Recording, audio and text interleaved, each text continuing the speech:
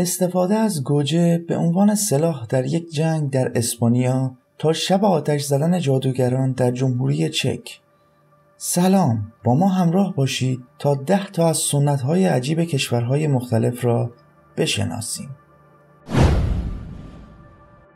پرتاب گوجه در اسپانیا. فستیوال پرتاب گوجه یا همان فستیوال لاتوماتینا در زبان اسپانیایی بزرگترین جنگ گوجه‌ای دنیاست. این فستیوال یک سنت عجیب و غریب است که در شهر بونول در استان والنسیا در اسپانیا رایج است. در این فستیوال جذاب و البته عجیب، مردم از گوجه به عنوان سلاح استفاده می‌کنند و با هم یک جنگ بامزه و خنده‌دار راه می‌اندازند. بوشیدو و سپوکو در ژاپن.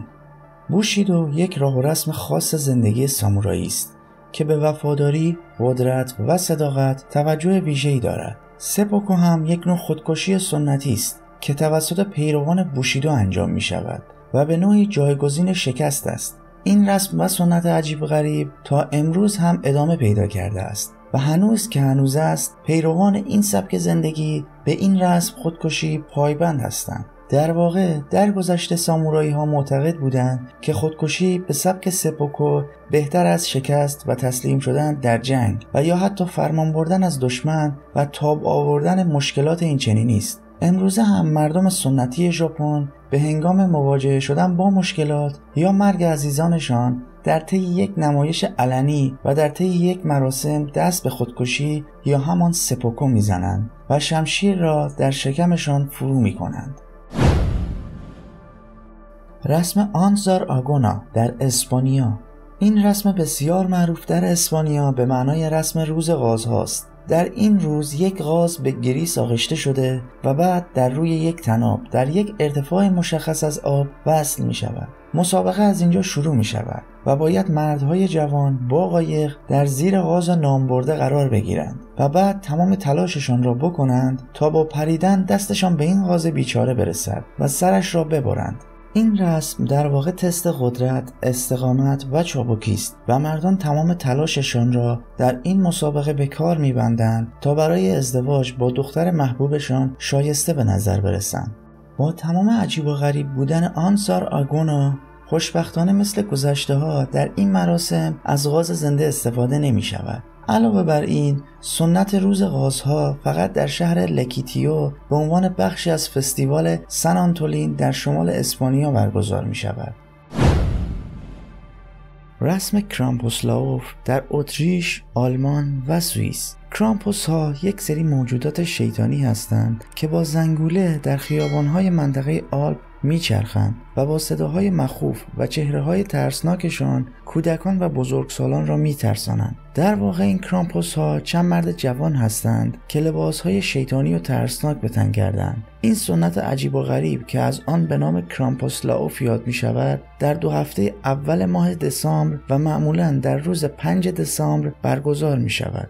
این هیولاها برگرفته از موجودات خیالی نظیر بختک هستند و با ظاهری بسیار ترسناک ساخته می شوند تا این موجودات مخوف را تداعی کنند. امروزه این موجودات با ماسک‌های قرمز رنگ چوبی، پوست گوسفند مشکی رنگ و شاخ درست می شوند. جالب است که بدانید این ماسک‌ها به خودی خود نقش بسیار مهمی در رسم کرامپوسلاوف اجرا می کنند و حتی تعداد زیادی از مردم با هم رقابت می کنند تا جایزه بهترین لباس کرامپوس و ترسناکترین نقاب کرامپوس را دریافت کنند.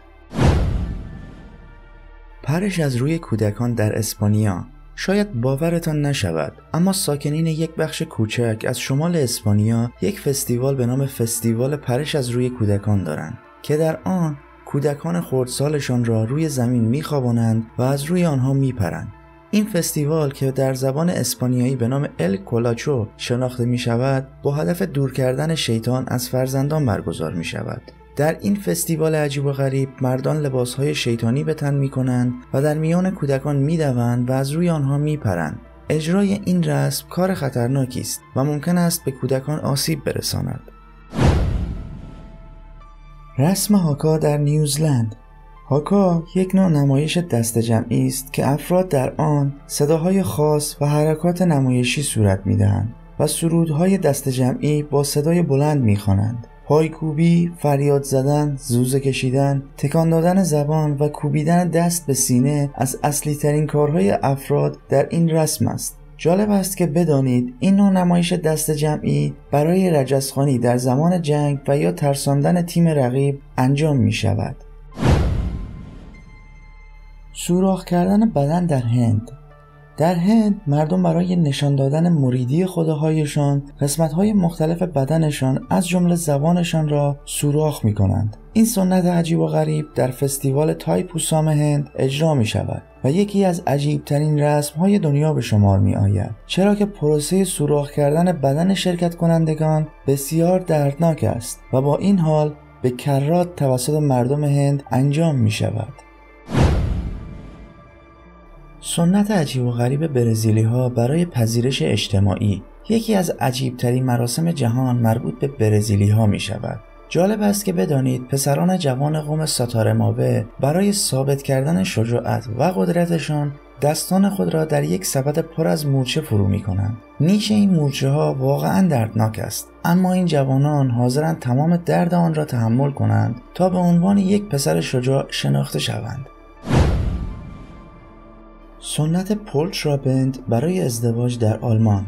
این رسم از این قرار است که درست قبل از عروسی خانواده ها و دوستان عروس و داماد دور هم جمع می شوند و همه وسایل را از ظرف های شام گرفته تا گلدان های گل و هر آنچه که دستشان بیاید به جز لیوان ها را می شکنند. آنقدر به این کار ادامه می دهند تا کل فضای عروسی کثیف و در هم بر هم شود. این موقع است که باید عروس و داماد خوشبخت بیایند و همه ظروف شکسته را جمع کنند و سالن عروسیشان را مثل روز اول تمیز و مرتب تحویل دهند. سنت پولترابند نشانگر اتحاد زوجین و توانایی آنها برای انجام یک کار سخت است و به خیال مردم آلمان آنها را برای یک شروع سرسختانه آماده می کند. به عقیده آلمانی ها همه چیز برای قوی شدن از اینجا شروع می شود. سوزاندن ساحره ها در جمهوری چک. در خیلی از کشورهای جهان پایان زمستان و شروع بهار جشن گرفته می شود، اما در جمهوری چک این جشن با یک راه و روش کاملا متفاوت و با سوزاندن یک ساحره همراه است. در شب آخر ماه آپریل تعداد زیادی از مردم چک گرد یک آتش جمع می شوند تا سنت سالانه پالنی کارادژنیک را جشن بگیرند. در واقع مردم جمهوری چک برای اینکه کشورشان را از شر ساحره ها دور کنند یک سری دسته جارو که به خیالشان ساحره ها روی آنها می نشینند و همچنین یک سری مترسک شبیه به ساحره را می سوزانند. این سنت تا حدی شبیه به مراسم سوزاندن گای فاکس در شب آتش انگلیس به نظر می رسد. جالب است که بدانید گای فاکس یک شخصیت منفور در انگلستان است که به عنوان عامل توطئه باروت انگلستان شناخته می شود. به همین دلیل است که در این مراسم انگلیسی نقاب‌های شبیه به این شخصیت سوزانده شده و آتشبازی در سراسر انگلستان به پا می شود.